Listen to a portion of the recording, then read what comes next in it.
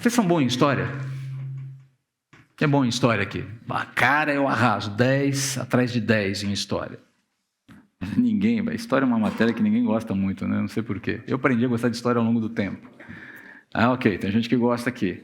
Mas vamos fazer um teste aqui de história para vocês, tá? Alguém aqui se lembra do que aconteceu no dia 7 de dezembro de 1941? Você não tinha nem nascido, mas você tem livro de história, por favor, né? 7 de dezembro de 1941. Alguém? O ataque japonês a Pearl Harbor, na ilha de Oahu, no Havaí. A base americana na ilha de Oahu, no Havaí. Foi um ataque surpresa, marcando a entrada, foi o evento que marcou a entrada dos Estados Unidos na Segunda Guerra Mundial. No dia seguinte ao ataque, no dia 8 de dezembro de 1941, o presidente Roosevelt, Franklin Delano Roosevelt, proferiu um dos discursos mais emblemáticos, mais poderosos do século XX, da história recente. Eu não vou falar todo o discurso aqui, mas ele começou assim: 7 de dezembro de 1941, um dia que viverá na infâmia. O que ele quis dizer com infâmia? Ele vai falar, esse é um dia que vai ser lembrado pela forma vergonhosa, desonrosa, pela forma cruel com a qual o Japão rompeu a paz com os americanos, declarando guerra contra nós. Um outro exemplo de infâmia, o ataque do Hamas a Israel. Infâmia.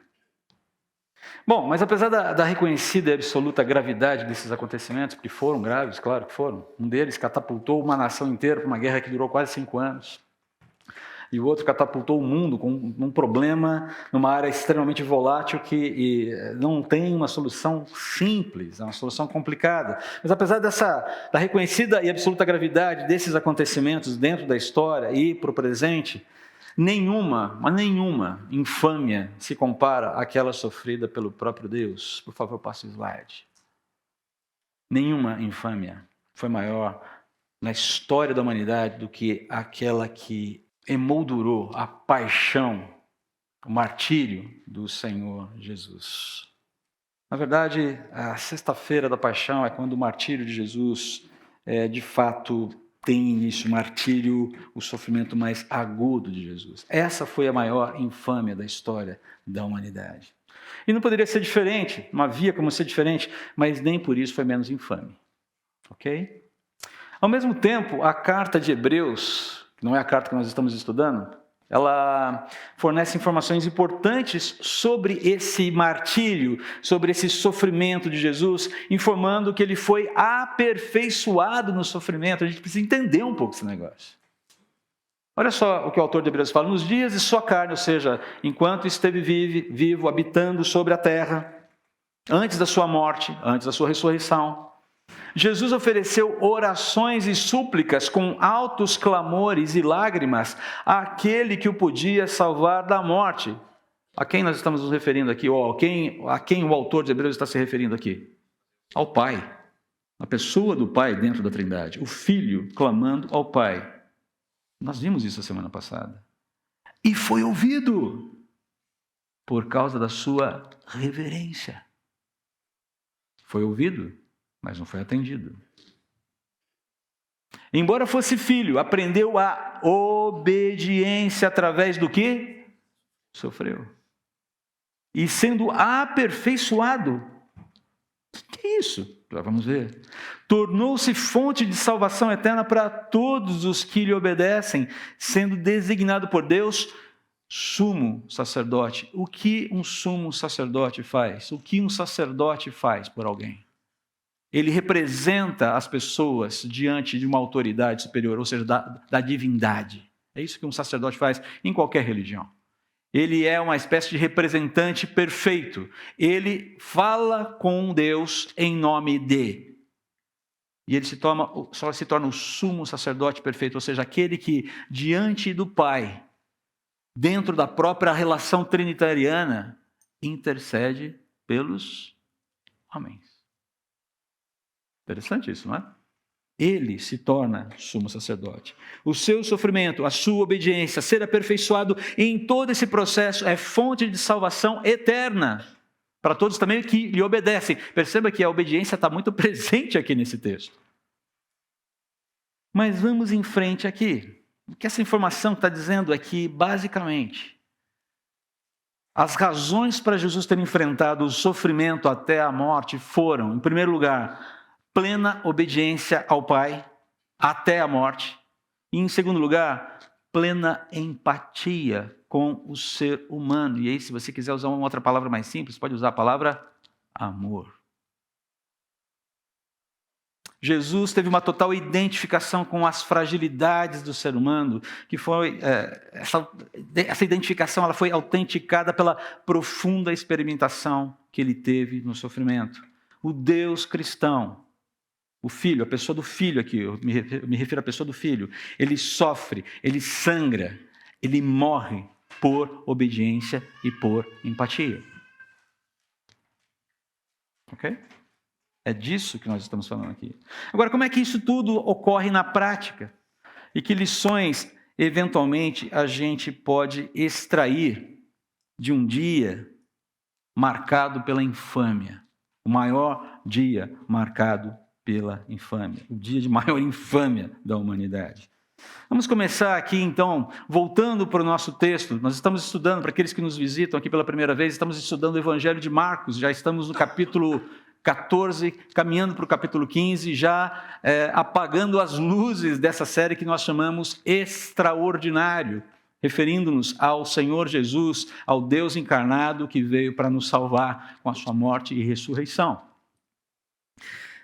E aqui eu vou procurar passar de forma bastante rápida no texto, porque nós faremos um arco mais longo hoje, eu quero ser bastante objetivo aqui e irmos direto às informações que são importantes para a gente aqui. A primeira cena aqui é Jesus ainda no Getsemane. Nós nos lembramos que ele estava intercedendo ao Pai. No texto passado, ele estava ali no Getsemane com os discípulos caem no sono, Jesus clama que eles estejam vigilantes, e quando, depois da terceira vez em que Jesus tem uma sequência de orações, chama a atenção dos discípulos, ele fala, agora chega, o traidor se aproxima. Ele está se referindo a Judas. Judas está chegando, e não está chegando sozinho. Perceba o que o texto fala, no mesmo instante, logo depois daquele momento que Jesus diz, basta, o traidor se aproxima. E Jesus não fala isso para se livrar do perigo, Jesus vai ao encontro dessa situação. Enquanto Jesus ainda falava a Judas, um dos 12 chegou com uma multidão armada de espadas e pedaços de pau. Tinham sido enviados pelos principais sacerdotes, mestres da lei e líderes do povo. Tenta montar a cena na sua cabeça já. O traidor havia combinado com eles um sinal. Vocês saberão a quem devem prender quando eu o cumprimentar com um beijo.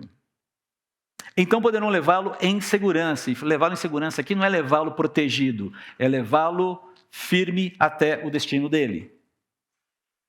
Assim que chegaram, Judas se aproximou de Jesus, Rabi, quer dizer mestre, e o beijou. Os outros agarraram Jesus e o prenderam. Mas um dos que estavam com Jesus puxou a espada e feriu o servo do sumo sacerdote, cortando-lhe a orelha. Jesus perguntou, por acaso sou um revolucionário perigoso? E você vai ver outro revolucionário perigoso ao final desse arco que a gente vai trabalhar hoje. Barrabás. Por acaso sou um revolucionário perigoso para que venham me prender com espadas e pedaços de pau? Por que não me prenderam no templo? Todos os dias estive ali no meio de vocês ensinando, mas essas coisas estão acontecendo para que se cumpra o que dizem as Escrituras. Aqui Jesus está se referindo às profecias mencionadas em Isaías 53, mais especificamente o versículo 12. Então todos o abandonaram e fugiram. Um jovem que o seguia vestia apenas um lençol de linho. Quando a multidão tentou agarrá-lo, ele deixou para trás o lençol e escapou nu. Perceba aqui quais são os primeiros sofrimentos da paixão de Cristo. Traição, covardia, intimidação, prisão arbitrária e abandono. Esses são os primeiros elementos que cercam Jesus ainda no jardim, no lugar em que ele acabou de orar a Deus, ao Pai, pedindo que ele fosse liberto desse cálice de aflição. E na sequência o que você tem é justamente o cálice de aflição sendo aplicado a Jesus. Traição, covardia, intimidação, prisão arbitrária e abandono fazem parte desse componente, esse aperfeiçoamento do sofrimento de Jesus que faz com que ele possa se identificar com a nossa humanidade. Percebe o ponto? Como homem, como ser divino humano, na sua humanidade Jesus experimentou a traição, ele experimentou a covardia, ele experimentou a intimidação, ele experimentou a prisão injusta e arbitrária. Não foi condução coercitiva, foi prisão mesmo. Taque-lhe uma algema e leve-lhe preso. E abandono. O último versículo é surreal. A ênfase não está na nudez do discípulo, mas na sua pressa de fugir, ao ponto de sair sem roupa. Provavelmente estava só com uma túnica de linho. E naquela agonia de pegar todo mundo, encarcerar todo mundo, pegaram a veste e a veste ficou na mão. E o sujeito, área, farinha pouca, meu pirão primeiro. Saída pela esquerda, como diria o leão da montanha. Os mais velhos sabem do que eu estou me referindo. Como a maioria não riu, você não sabe quem é o leão da montanha. É uma igreja, você assim, depois dá uma gulgada. Saída pela direita, saída pela esquerda, depende da situação, mas você sai, vaza, chispa. Todo mundo dá linha. Agora perceba que Jesus, ele é confrontado com uma situação extremamente vexatória aqui. A traição aqui, ela é vergonhosa, ela é infame. Porque Jesus é identificado com um sinal de carinho. É a coisa mais antagônica ou contraditória. São os sinais mais contraditórios que alguém pode oferecer. Trair você demonstrando carinho. Eu amo você, enquanto isso você vai enfiando uma faca, uma adaga. Você é tão querido, eu te amo tanto. Morre, desgraçado. Foi exatamente isso que aconteceu aqui. O beijo era um sinal, era uma manifestação de respeito, de profundo respeito. Perceba todo esse tratamento, todo esse protocolo, ele visava exatamente o oposto. E Jesus já sabia disso. Então perceba, essa identificação de Jesus conosco passa por esses capítulos bastante estranhos da vida. Por esses momentos em que ele sente no seu corpo, ele sente na sua pessoa, ele sente no seu coração, nas suas emoções, a agressão de formas variadas, cheias de sofisticação e vernizes, que nós também enfrentamos muitas vezes, mas talvez não na mesma dimensão. Imagina você sendo cercado por uma turma armada dizendo: pega o cara, rende o cara, e leva o cara preso. Imagina você, aqui é uma multidão, não era pouca gente, não eram 5, 6 ou 7. Era uma galera black bloc, meu. E os caras vão para quebrar. Ai de quem tentar resistir. E aquela história, né? Covardia, porque em grupo todo mundo é mais corajoso, na verdade. E Jesus dá, qual é o contraponto aqui de Jesus? Como a obediência de Jesus se manifesta nessa hora de uma maneira muito bonita aqui. Ele reage com a verdade. Próximo ponto, a gente vai isso. Ele reage com a verdade, com fatos. E acreditem, por incrível que pareça, pode parecer surreal. Ele reage com mansidão. Em outros relatos do Evangelho, ele diz que ele pega a orelha de Malco. Pedro foi quem sacou da espada. Pedrão, né? Primeiro corta a orelha e depois sai correndo. Fui! E Jesus vira assim: quem vive pela espada vai perecer pela espada. Pedro, para. Pega a orelha de Malco, servo do sumo sacerdote, sujeito que foi enviado para prendê-lo. Coloca a orelha no lugar lá e recupera a saúde daquele órgão que tinha sido decepado. Agora Jesus nos confronta com a verdade. Me expliquem onde está o revolucionário aqui. O que foi que eu ensinei lá no templo, ou o que eu tenho ensinado todo esse tempo, que justifica uma prisão desse tipo, porque era uma prisão, inclusive, ilegal. Ela não estava obedecendo o devido processo legal, mosaico. Estava tudo errado ali. A sua humanidade experimentou isso. Ele sabe, como ser humano, o que significa ser traído, ser vítima de covardia, de intimidações, prisão. Jesus reage com verdade, com fatos e mansidão aqui. Ele não resiste à prisão. Ele segue em frente. Jesus é conduzido, então, para a segunda etapa dessa armadilha. Próximo slide, por favor, gente. E essa segunda etapa se passa no lugar em que nada disso poderia ter acontecido. Na casa do sumo sacerdote. Um julgamento devia se dar no Sinédrio.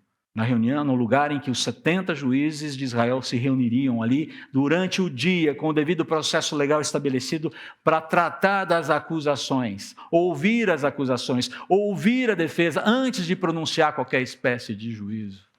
Mas sabe como é que é? Sempre tem alguém que tem o seu inquérito do fim do mundo, e esse é o inquérito do fim do mundo da época de Jesus. E aqui os sofrimentos que Jesus vai enfrentar, e a gente vai ler aqui, vamos começar lendo aqui, versículos 53 a 61 primeiro. Levaram Jesus para a casa do sumo sacerdote, onde estavam reunidos os principais sacerdotes, os líderes do povo e os mestres da lei. Percebam que era a nata do Sinédrio aqui. Pedro seguia Jesus de longe e entrou no pátio do sumo sacerdote. Pedro ainda, deixa eu tentar acompanhar esse negócio para ver o que vai acontecer.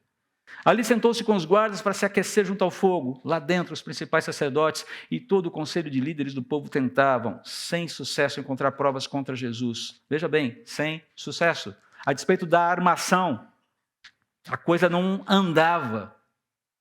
Não conseguiu encontrar provas que pudessem condená-lo à morte. Muitas testemunhas falsas deram depoimentos, mas eles se contradiziam. Nem para combinar a história os caras tiveram competência. Por fim, alguns homens se levantaram e apresentaram o seguinte testemunho falso. Nós ouvimos dizer, destruirei esse templo feito por mãos humanas e em 3 dias construirei outro. Não feito por mãos humanas. E não foi essa a constituição da palavra de Jesus. Há uma distorção aqui. Nós não vamos explicar isso agora. Mas se você olhar as referências dos evangelhos, Jesus não fala que ele destruiria o templo de Jerusalém com as suas mãos. Eu vou destruir esse templo e vou construir outro, que não é feito de mãos humanas. Ele usa uma referência, uma metáfora ali. Mas nem assim seus depoimentos eram coerentes, nem com histórias falsas. Então o sumo sacerdote se levantou diante dos demais e perguntou a Jesus, você não vai responder a essas acusações? E aí você percebe que para certas coisas é melhor ficar em silêncio mesmo. A primeira lição aqui é que o silêncio é a melhor arma de defesa, muitas vezes.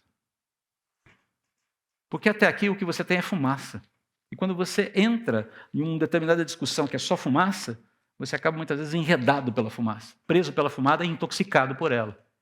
Jesus não cai nessa armadilha. Mas olha, o texto continua. Jesus, no entanto, permaneceu calado e não deu resposta alguma. Então o sumo sacerdote perguntou, aí vem uma pergunta objetiva. Finalmente algo que merece uma resposta. Você é o Cristo, ou seja, você é o Messias, o Filho do Deus bendito? Para ele fazer essa pergunta, significa que ele tinha uma expectativa de que o Messias, ou ele tinha uma compreensão da existência do Messias, da promessa do Messias e de que o Messias viria. Ele conhece os fatos, ele conhece as Escrituras, ele conhece as promessas, ele conhece o que foi revelado. A pergunta objetiva é porque ele tem informações que permitem que ele faça a pergunta e também reconheçam quem Jesus é. Agora, notem só o que Jesus está enfrentando aqui, nesse quadro todo. Próximo pontinho ali. Farsa grotesca. O que é uma farsa? Uma grande mentira, uma invencionice, uma ilusão. Ele enfrenta julgamento chocante e ele vai enfrentar ali na frente, a gente vai ver escárnio. Na sua humanidade, Jesus tem que lidar com acusações mentirosas, com histórias completamente mirabolantes, sem pé nem cabeça. Jesus tem que lidar com falsa piedade, a gente já vai ver a falsa piedade em ação aqui. Na verdade, toda essa construção, toda essa maquinação é algo com o qual Jesus vai ter que lidar também, na sua humanidade. Essa oposição louca em torno dele. E toda a ilegalidade envolvida ali. O julgamento não poderia ocorrer durante a noite, fora do seu ambiente normal. fora dos protocolos corretos, com todos os juízes presentes. Toda a cena está errada. Mas se a cena já está arranjada, mas na verdade, se a sentença já está arranjada, o que são algumas provas a mais ou a menos, na verdade? Quem precisa de coerência de provas? Provas você arruma. Evidências a gente dá um jeito. Essa é a cena que Jesus está vivendo aqui. Essa farsa, toda essa montagem, toda essa cena grotesca, um julgamento completamente irregular, cheio de maquinações. Nada de novo no mundo, não é verdade? E escárnio, a gente vai ver daqui a pouco. Como a obediência de Jesus e a sua empatia se manifestam aqui. Veja bem, empatia pelo ser humano de uma forma geral. Começa com a resposta de Jesus. Eu sou. E essa resposta aqui é uma resposta carregada de significado. E olha só, ele não fica só no eu sou. Ele fala, e vocês verão o Filho do Homem sentado à direita de Deus Todo-Poderoso e vindo sobre as nuvens do céu.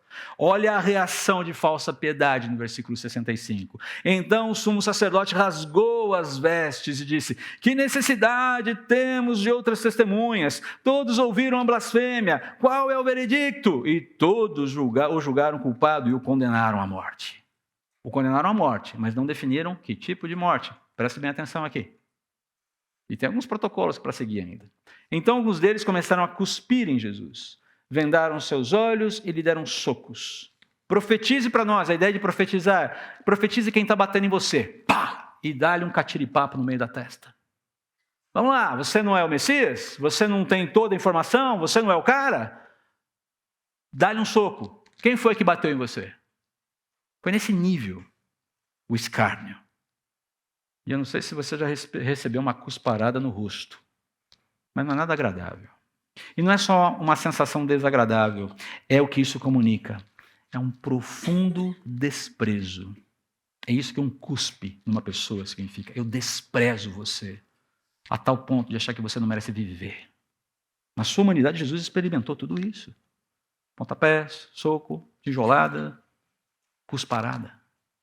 O que é interessante, o que mais me chama a atenção nesse momento é essa reação. O que Jesus fala, primeiro o que Jesus fala aqui sobre essa afirmação de Jesus, eu sou. Perceba que Jesus limita-se aqui, e aqui a gente pode trocar de novo o slide ali, né, onde entra a questão da obediência e a empatia. Jesus limita-se aqui a reafirmar sua identidade. Eu sou. E quando ele faz essa utilização, você precisa entender, a gente tem que lembrar do significado dessa conjunção, ou dessa articulação, que no grego é ego eimi, é traduzido para o evangelho como ego eimi, mas remete a uma palavrinha utilizada pelo Senhor nosso Deus, quando se revela a Moisés, lá em Gênesis capítulo 3, quando Moisés pergunta para ele assim, quem é você, Deus? Que Deus é você? Para que eu volte para o Egito, enfrente as divindades do Egito e diga ao povo de Israel que você vai libertá-los. E Deus vira assim, Adonai. Na verdade, Adonai é o termo utilizado para não falar o nome impronunciável de Deus. Yahé. É difícil até de pronunciar para nós porque é uma coisa muito gutural aqui. Eu sou o que sou. É isso que você vai dizer para eles. E a ideia é, não tem princípio, não tem fim. Estou acima de toda essa constelação de divindades do Egito aqui. Você vai entender com quantos paus, aliás, eles entenderão com quantos paus se faz uma canoa. E quando Jesus evoca o eu sou, ele está fazendo uma referência exatamente, ele está se referindo a essa identificação de Deus. Eu sou esse Deus acima de todos os deuses. E aí, para ajudar um pouco, Jesus entra aqui com as implicações ontológicas e escatológicas em torno dele. A gente não tem tempo aqui para tratar dedicadamente a esse texto, que é muito rico. Mas o que fica claro aqui é que esses homens não escapariam, esses homens não escaparão das implicações da sua rejeição ao Messias. Implicações, inclusive, futuras. Ok? Essa é a questão aqui. Mas um outro ponto que me chama a atenção é a reação do sumo sacerdote, porque a palavra que eu encontro para olhar para ela é nauseante, para qualificá-la, nauseante. Essa indignação piedosa, fabricada, teatral. É aquela história, uau, a gente encontrou o argumento que precisava para matar o sujeito, que alegria.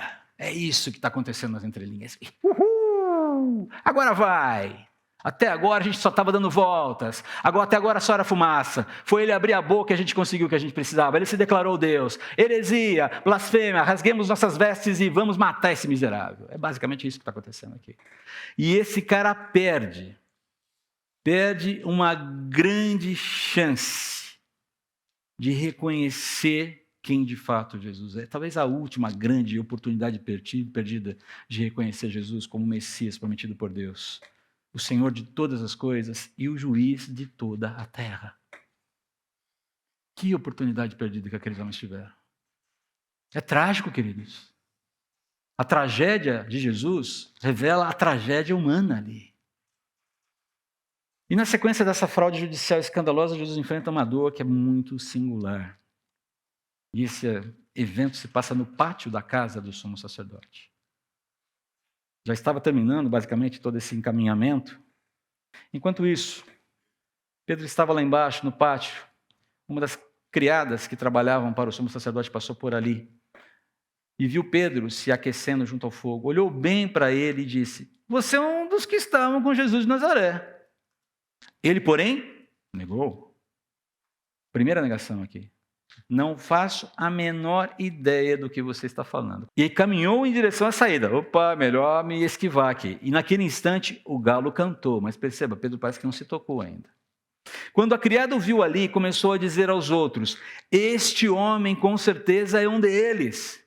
Mas Pedro negou novamente, segunda negação. Um pouco mais tarde, alguns dos que estavam por lá confrontaram Pedro dizendo: "Você deve ser um deles, pois é galileu." De alguma forma, a indumentária de Pedro, o jeito de ele falar, o jeito de ele se comportar, entregou que ele era da Galileia.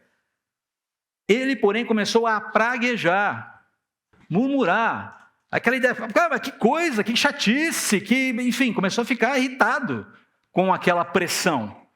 E jurou: "Não conheço o cidadão." Lembra da música? "Não conheço este homem de quem vocês estão falando." Terceira negação. E no mesmo instante o galo cantou pela segunda vez. Então Pedro se lembrou das palavras de Jesus: "Antes que o galo cante 2 vezes, você me negará 3 vezes." E começou a chorar. O que Jesus experimenta nesse momento aqui, da parte de Pedro, é o que? Deslealdade. Próximo slide. Deslealdade e desamparo. Marcos não relata isso. O único evangelho a relatar isso é Lucas, é o evangelho de Lucas. Mas o fato é que Lucas diz que nesse momento em que o galo canta, Jesus se vira, Jesus já deveria estar no pátio ali, sendo preparado para ser levado ao pretório, que é a nossa próxima cena. E naquele momento Jesus para, ele se vira na direção de Pedro e olha bem dentro dos olhos de Pedro. Nós não sabemos o que esse olhar comunicou. Eu tenho aqui uma sugestão. Primeiro, perceba, Jesus está lidando com deslealdade e desamparo do amigo que lhe jurou fidelidade. Ainda que todos te abandonem, eu não te abandonarei. Na sua humanidade, Jesus sentiu a dor de ver o amigo mais próximo, aquele que diz: "Eu vou com você até o fim", negar essa possibilidade. Veja bem, a gente não está falando de alguém que não passou por isso, ou que passou. Não, ele viveu isso na pele e olhou nos olhos daquele que prometeu fidelidade e agora simplesmente estava pulando fora do barco. Mas como a obediência de Jesus nos ensina nessa situação? Próximo slide aqui. A gente precisa lembrar quando Pedro, ainda cheio de si, cheio de marra, chega para Jesus e fala: "Eu dou conta, eu vou contigo, eu não abro mão." Jesus fala assim: "Você não vai dar conta." Esse é um dos textos mais emblemáticos das Escrituras para mim, porque se você olhar ali no capítulo 22, no versículo 32 do Evangelho de Lucas, se você puder, nós não temos a projeção aqui, se você puder, senão eu vou ler, preste atenção no texto. Olha só o que Jesus fala para Pedro, Versículo 31, versículo 32, capítulo 22 do Evangelho de Lucas.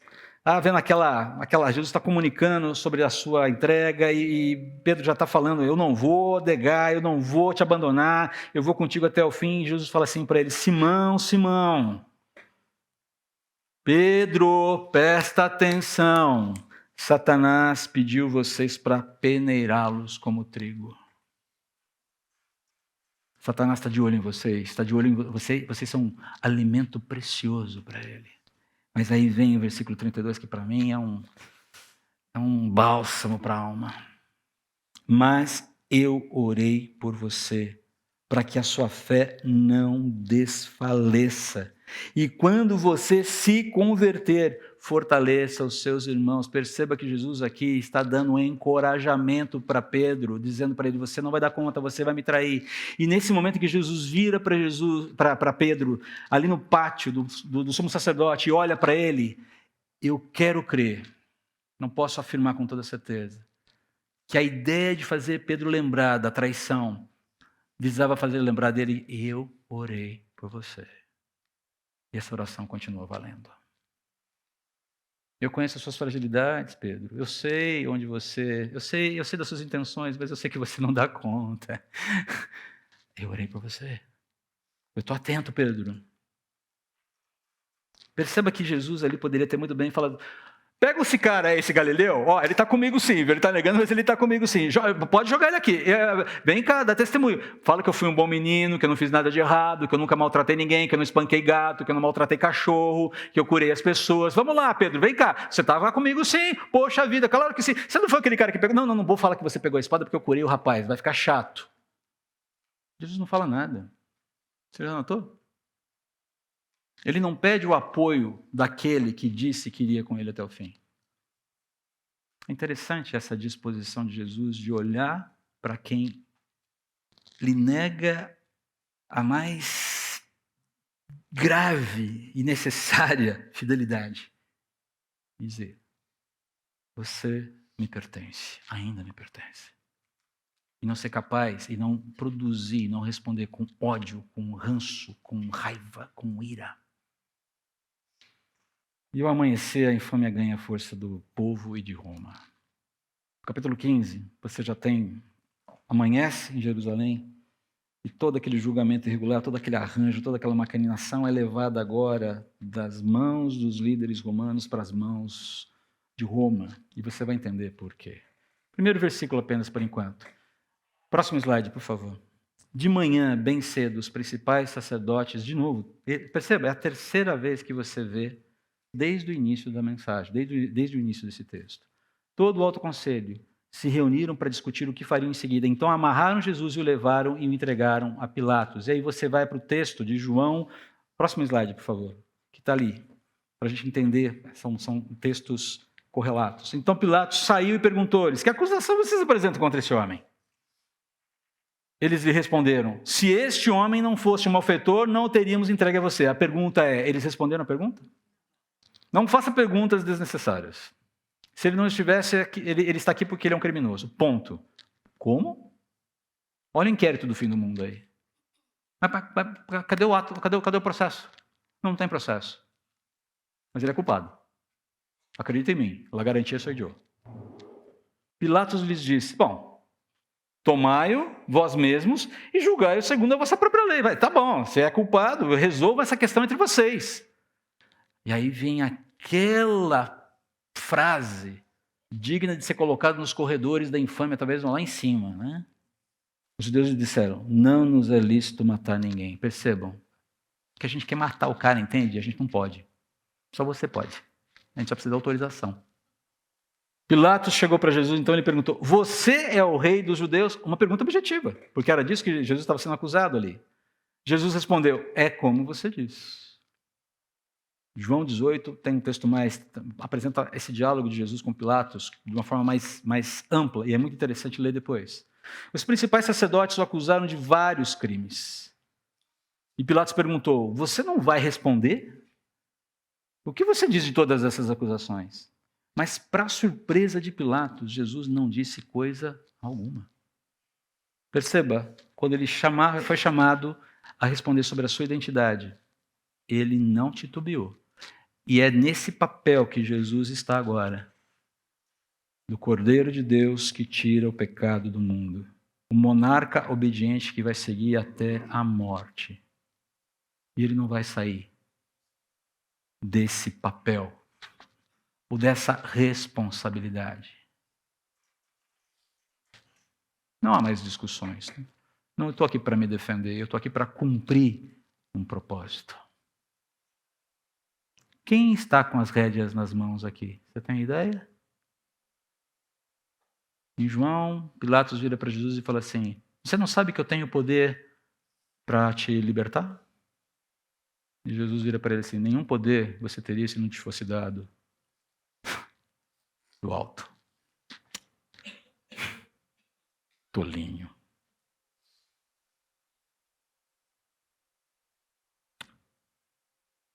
A cada ano, presta atenção aqui que a história vai ficando cada vez mais interessante.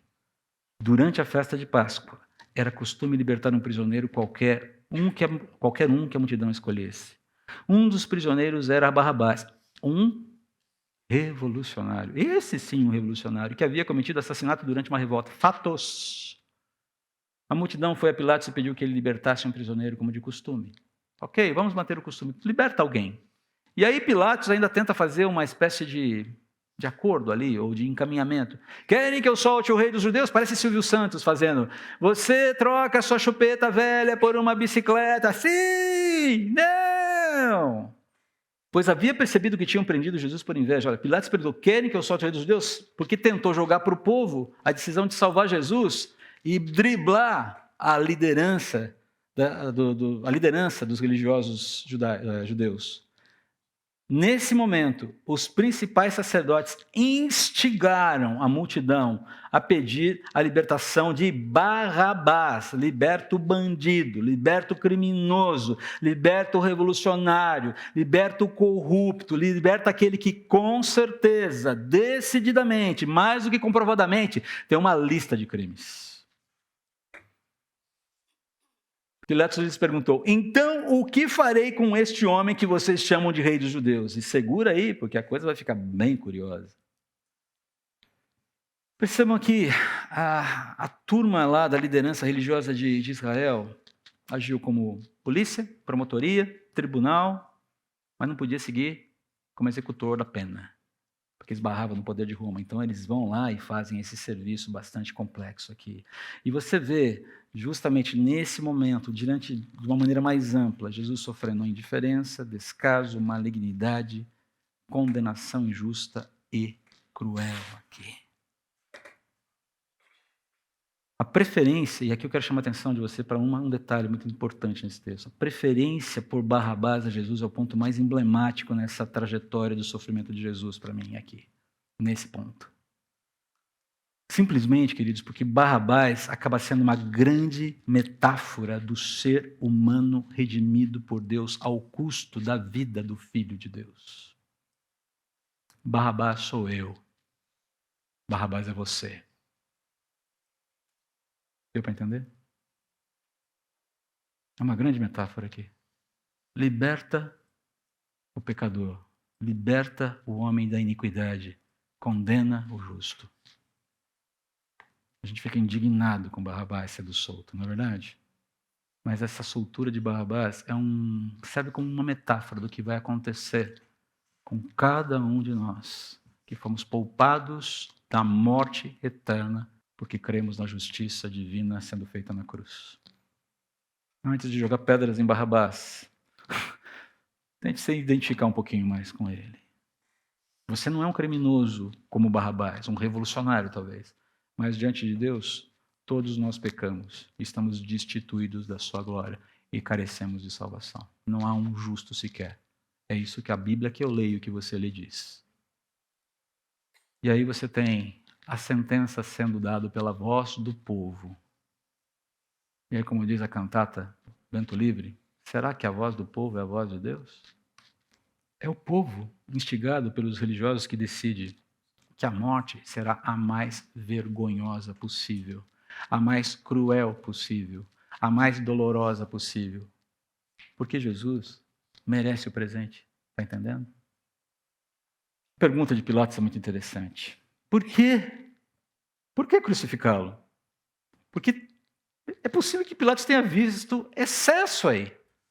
Ei, não está demais essa história não, gente? Nossa, que raiva, não? Ui, que nervios. Mas a multidão gritou ainda mais. Ninguém precisa dar razão. Quando o comportamento da manada se estabeleceu, já era. Crucifica! Mata o desgraçado! E mata com a morte mais dolorosa que ele puder ter. E aí, olha só, para acalmar a multidão, para dar um jeitinho de não virar, daquilo não virar uma revolução de verdade, Pilatos lhe soltou Barrabás e então depois mandou açoitar Jesus, entregou aos soldados romanos para que fosse crucificado. Onde a gente encontra a empatia de Jesus? Onde a gente vê a obediência de Jesus? Ele segue obediente até a morte, a despeito da sua realeza, a despeito da sua grandeza, a despeito da sua dignidade, a despeito da sua própria honra. Ele vai até o fim. Por obediência? Por amor. Toda essa jornada, queridos, próximo slide, ela é vivida obedientemente e amorosamente até o fim, como forma de autenticar o sumo sacerdócio de Jesus.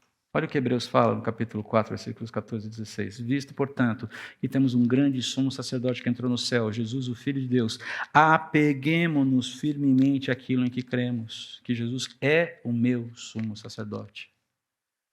E o nosso sumo sacerdote entende as nossas fraquezas, pois enfrentou as mesmas tentações que nós, mas nunca pecou.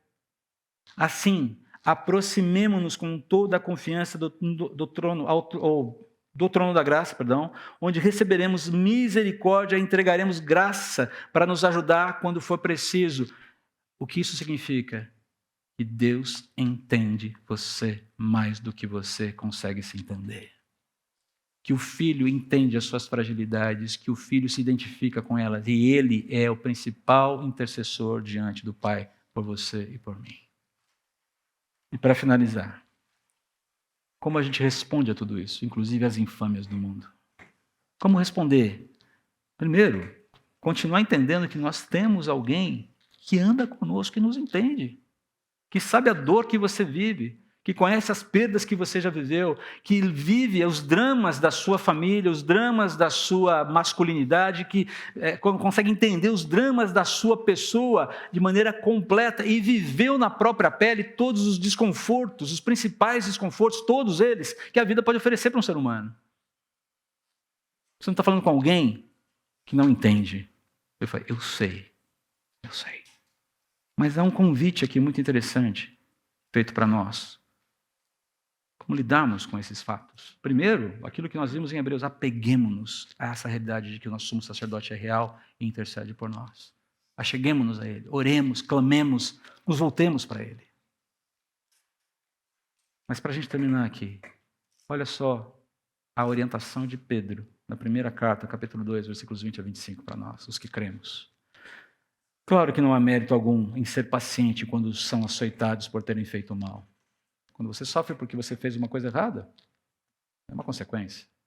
Mas se sofrem por terem feito o bem e suportam com paciência, Deus se agrada de vocês. Porque Deus os chamou para fazerem o bem, mesmo que isso resulte em sofrimento, pois Cristo sofreu por vocês. Se Deus se agrada de vocês, diz respeito a Deus ver de Cristo sendo formado em vocês se identificados com Cristo dentro dessa sociedade corrupta que está cada vez mais decrépita. Ele é o seu exemplo. Cristo é o seu exemplo. Sigam seus passos. Ele nunca pecou, nem enganou ninguém.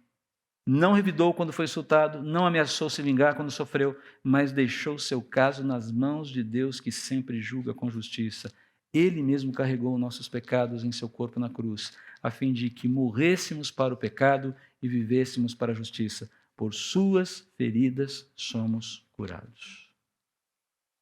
Vocês eram como ovelhas desgarradas, mas agora voltaram para o pastor, o guardião da sua alma. Estamos seguros nas mãos dele? E Deus se agrada muito quando nós estamos vivendo no nosso dia a dia as similaridades da vida do Cordeiro. É isso que nos é proposto. Jesus sabe o que significa ser humano, mais do que a gente pode imaginar. Obediência até o fim, obediência irrestrita, e uma disposição de viver essa dinâmica para que o mundo seja impactado. Vocês são da terra, vocês são sal da terra e luz do mundo. O chamado à obediência e a obediência ao chamado é que faz com que a nossa luz brilhe totalmente no mundo que jaz no maligno e que clama por esperança, clama por respostas. Seremos obedientes? Estaremos dispostos a sofrer? Estamos? Somos? Eu quero pedir licença e desculpas para os meus amigos da banda, mas nós vamos, como da semana passada, encerrar o culto com uma oração. Não é nada contra vocês, nem contra a música, mas eu quero terminar assim, deixando que a palavra reverbere no coração. Senhor Jesus, eu peço ao Senhor que nos infunda coragem e disposição para te obedecer, ainda que isso nos custe muito. Nos ajude a viver essa obediência de tal forma que a empatia pela tua criação seja gerada no nosso coração, no nosso peito, na nossa alma, na nossa mente. Ao ponto de nos importarmos, sim, com as pessoas que estão perdidas. Mais do que falamos, mais do que pronunciamos. Nos importarmos de verdade, nos importarmos para valer. A começar com o nosso primeiro campo missionário, a nossa casa.